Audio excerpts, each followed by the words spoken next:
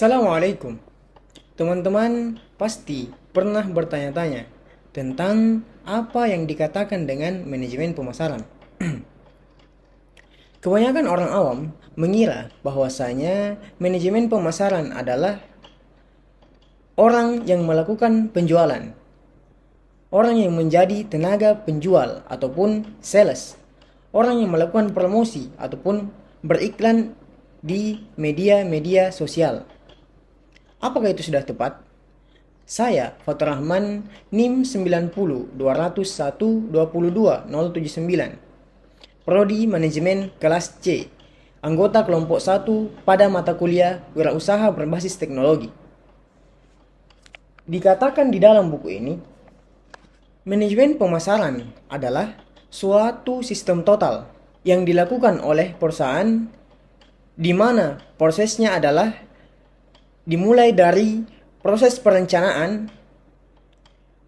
menentukan harga, mempromosikannya, lalu mendistribusikan kepada konsumen saat ini maupun calon konsumen-konsumen potensial. Jadi, manajemen pemasaran teman-teman lebih luas cakupannya daripada hanya sekedar tenaga penjualan. Yang dimana dimulai dari proses menentukan produk, proses merencanakan lokasi perusahaan, proses merencanakan apa yang akan kita jual kepada calon konsumen sampai barang itu dikonsumsi oleh konsumen yang membeli produk kita. Di era saat ini, manajemen pemasaran lebih luas daripada pengertian tadi, yang dimana jika prosesnya dikatakan hanya sampai kepada proses distribusi dari produsen kepada konsumen, maka sekarang ada yang dinamakan layanan purna jual atau after sales. Jadi, manajemen pemasaran tidak lagi berhenti pada saat barang tersebut telah dijual, tetapi setelah dijual pun kita perlu mengetahui apa yang dirasakan, bagaimana pengalaman pelanggan yang menggunakan produk-produk kita. Apakah mereka telah dipuaskan oleh produk yang kita jual atau belum? Nah, ketika kita sudah sampai pada tahap ini, maka kita akan kembali lagi kepada proses perencanaan untuk mengevaluasi apa yang perlu dipertahankan dan bagaimana strategi kita agar strategi pemasaran kita menjadi lebih baik. Nah, ada beberapa definisi-definisi daripada manajemen pemasaran itu sendiri. Nah, itu akan dijelaskan oleh teman saya. Saya akan menjelaskan definisi manajemen pemasaran menurut para ahli. Yang pertama itu menurut Philip Kotler. Philip Kotler menyatakan bahwa manajemen pemasaran adalah proses perencanaan, pelaksanaan, pemikiran, serta penetapan harga, promosi, atau distribusi barang dan jasa untuk menciptakan pertukaran yang mampu memuaskan tujuan individu maupun organisasi.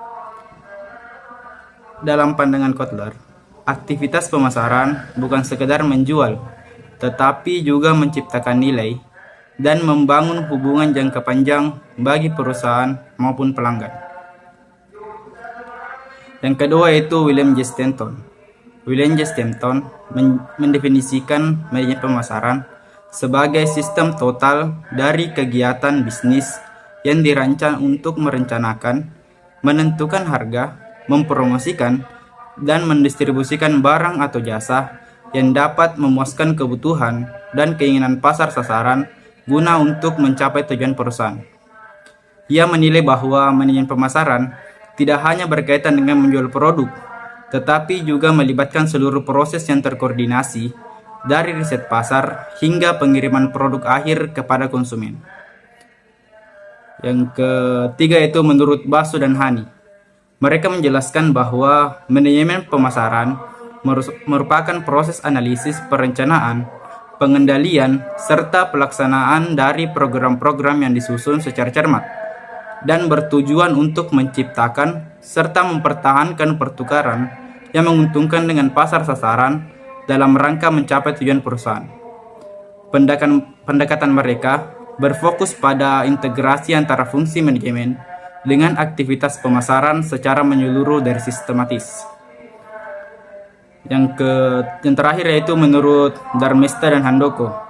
Mereka menjelaskan bahwa manajemen pemasaran adalah suatu kegiatan pokok yang dilakukan oleh perusahaan untuk mempertahankan keberlangsungan usahanya agar berkembang dan mendapatkan laba. Dalam kerangka ini, pemasaran dipandang sebagai fungsi vital yang mempengaruhi hampir seluruh aspek operasional organisasi, mulai dari produksi hingga pelayanan pasca penjualan.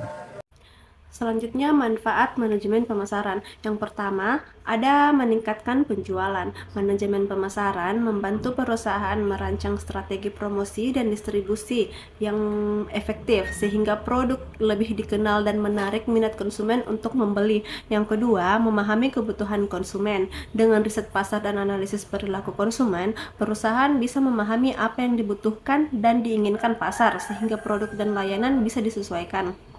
Yang ketiga, membangun citra dan merek. Manajemen pemasaran yang baik membantu menciptakan dan mempertahankan brand image yang kuat yang bisa meningkatkan loyalitas pelanggan dan daya asing. Yang keempat, efisiensi dalam penggunaan sumber daya. Melalui perencanaan dan segmentasi pasar yang tepat, perusahaan dapat mengalokasikan anggaran pemasaran secara efektif sesuai dengan target yang paling potensial. Yang kelima, keunggulan kompetitif.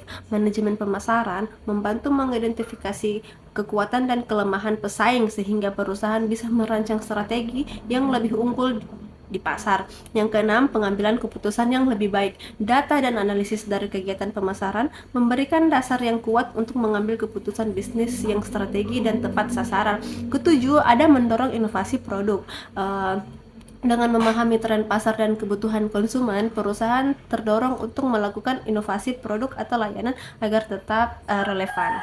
Manfaat pemasaran lainnya dapat meningkatkan permintaan dan keuntungan, seperti mencari tahu selera terhadap barang atau jasa yang diproduksi, karena konsumenlah yang memberikan pendapatan kepada perusahaan dan menentukan apa yang akan dijual perusahaan. Jika suatu perusahaan ingin maju dan bertahan dalam bisnis, menciptakan pelanggan baru menjadi hal yang penting, maka perlu dilakukan analisis dan memahami keinginan konsumen. Tim pemasaran juga merupakan satu-satunya tim yang menghasilkan pendapatan untuk perusahaan. Keuntungan yang cukup harus diperoleh sebagai hasil dari penjualan barang atau jasa yang memuaskan. Apabila perusahaan tidak menghasilkan keuntungan, maka perusahaan tersebut tidak akan bertahan. Selain itu, keuntungan juga diperlukan untuk pertumbuhan dan mengenangkerangkan perusahaan. Ada juga contoh, adapun manfaat lain dari pemasaran, yaitu mengetahui cara memuaskan pelanggan dan mencitrakan produk yang baik di mata publik. Menciptakan konsumen baru tidak cukup, perusahaan harus mengembangkan dan mendistribusikan produk, barang atau jasanya yang memenuhi ekspektasi pelanggan untuk memberikan kepuasan. Jika konsumen tidak puas, maka bisnis tidak akan dapat menghasilkan pendapatan untuk memenuhi biaya dan untuk mendapatkan pengembalian modal yang wajar. Konsumen atau pelanggan yang puas bukan berarti hanya membeli barang atau jasa sesuai dengan kebutuhan konsumen. Mereka juga akan melakukan rekomendasi pada orang-orang terdekat mereka dan bisa membuat barang atau jasa yang dipasarkan semakin dikenal oleh banyak orang. Terima kasih. Baik, perkenalkan, nama saya Zulkifli. Di sini saya akan menjelaskan materi tentang ruang lingkup pemasaran. Pemasaran tidak hanya sebatas menjual produk atau jasa kepada konsumen, tetapi mencakup serangkaian kegiatan yang luas dan saling terkait yang bertujuan untuk memahami kebutuhan pelanggan dan menciptakan nilai bagi mereka. Ruang lingkup pemasaran meliputi semua aspek yang diperlukan untuk membawa suatu produk atau layanan dari produsen ke tangan konsumen dengan cara efisien dan menguntungkan. Secara umum, ruang lingkup pemasaran mencakup beberapa area utama. Yang pertama yaitu riset pasar atau market research. Pemasaran dimulai dari memahami pasar. Riset pasar membantu perusahaan mengumpulkan informasi tentang preferensi, kebutuhan, kebiasaan, serta perilaku konsumen. Data ini menjadi dasar dalam mengambil keputusan pemasaran, seperti desain produk, strategi harga, dan cara promosi. Yang kedua yaitu segmentasi, targeting, dan positioning atau STP. Perusahaan perlu membagi pasar menjadi segmen-segmen yang lebih kecil atau segmentasi, memilih segmen mana yang ingin dilayani atau targeting, dan menentukan posisi yang ingin dibangun di benak konsumen atau positioning. Konsep ini membantu pemasaran menjadi lebih fokus dan efektif. Yang ketiga itu pengembangan produk dan inovasi. Pemasaran juga berkaitan dengan menciptakan produk atau layanan yang sesuai dengan kebutuhan pasar. Hal ini mencakup desain, fitur, kualitas, dan bahkan kemasan. Produk harus tetap dikembangkan agar tetap relevan dan kompetitif di mata pelanggan. Yang keempat yaitu strategi bauran pemasaran atau marketing mix. Ruang lingkup utama pemasaran tergambar dalam bauran pemasaran yang terdiri dari 4P atau produk, price, place, dan promotion. Yang pertama yaitu produk, yaitu apa yang dijual termasuk kualitas, fitur, merek, dan garansi. Yang kedua yaitu harga, yaitu strategi penetapan harga yang sesuai dengan nilai yang dirasakan oleh pelanggan.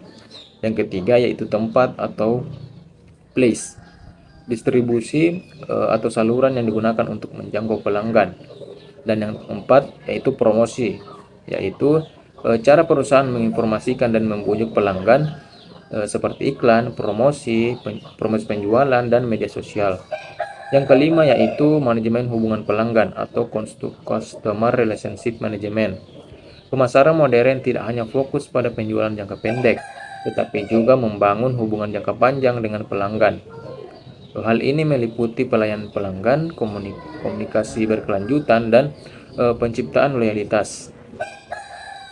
Keenam yaitu pemasaran digital dan teknologi.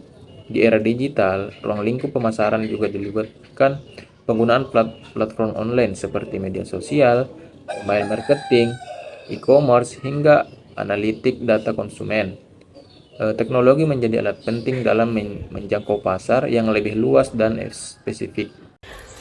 Baik, sebelum saya lanjut materi selanjutnya, saya akan memperkenalkan diri saya. Perkenalkan, nama saya Ananda Dwi Aprilia dengan NIM 9020122.071. Baik, saya akan melanjutkan materi selanjutnya yaitu manajemen teknologi, di mana pengertian manajemen teknologi adalah proses perencanaan, pengembangan, penerapan, dan pengendalian teknologi untuk mencapai tujuan yang strategis dan operasional di suatu organisasi. Ini mencakup mengelola seluruh siklus hidup teknologi, mulai dari identifikasi, kebutuhan, hingga pemanfaatan dan perlindungannya. Dan secara lebih rinci, manajemen teknologi itu melibatkan beberapa. Yang pertama itu ada perencanaan, di mana perencanaan menentukan arah dan tujuan penggunaan teknologi, serta mengidentifikasi kebutuhan teknologi yang relevan dengan tujuan bisnis. Dan yang kedua, ada pengembangan, di mana pengembangan itu menciptakan atau memperoleh teknologi baru, termasuk inovasi dan penelitian dan pengembangan. Dan selanjutnya yang terakhir itu ada penerapan, di mana penerapan itu mengintegrasikan teknologi baru ke dalam proses bisnis yang ada, memastikan bahwa teknologi tersebut digunakan secara efektif dan efisien. Assalamualaikum warahmatullahi wabarakatuh. Perkenalkan, saya Rahma Herawati. Saya akan membahas tentang manfaat manajemen teknologi. Nah, manajemen teknologi itu adalah proses mengatur, merencanakan, dan memanfaatkan teknologi secara efektif untuk mendukung tujuan organisasi atau perusahaan. Manfaat dari manajemen teknologi itu antara lain itu yang pertama ada meningkatkan efisiensi dan produktivitas. Dengan pengelolaan teknologi yang baik, proses kerja dalam perusahaan bisa dilakukan lebih cepat dan hemat biaya. Teknologi membantu mengotomatisasi pekerjaan yang rutin sehingga karyawan bisa fokus tugas yang lebih penting. Yang kedua, ada mempermudah inovasi. Nah, manajemen teknologi memungkinkan perusahaan untuk selalu mengikuti perkembangan teknologi terbaru. Dengan begitu, perusahaan bisa menciptakan produk, layanan, atau sistem kerja yang lebih modern dan sesuai dengan kebutuhan pasar. Yang ketiga, ada mengurangi risiko kegagalan teknologi. Tanpa manajemen yang baik, perusahaan berisiko menggunakan teknologi yang usang atau tidak sesuai kebutuhan. Manajemen teknologi membantu memilih, memantau, dan memperbarui teknologi agar tetap relevan dan aman digunakan. Yang keempat, ada meningkatkan daya saing perusahaan. Perusahaan yang mampu memanfaatkan teknologi dengan baik akan lebih mudah bersaing dengan kompetitor. Mereka bisa lebih cepat beradaptasi dengan perubahan pasar dan memenuhi keinginan pelanggan. Yang kelima, ada mendukung pengambilan keputusan yang lebih tepat. Teknologi yang dikelola dengan baik menyediakan data dan informasi yang akurat. Bagi manajemen, informasi ini sangat penting untuk membuat keputusan strategis dalam perusahaan. Yang terakhir, ada memaksimalkan investasi teknologi. Manajemen teknologi memastikan setiap teknologi yang dibeli atau dikembangkan benar-benar memberikan manfaat maksimal dan tidak menjadi beban biaya. Jadi, manajemen teknologi itu penting agar perusahaan tidak hanya memiliki teknologi, tapi juga mampu menggunakannya secara optimal untuk mendukung pertumbuhan dan keberlanjutan bisnis. Sekian.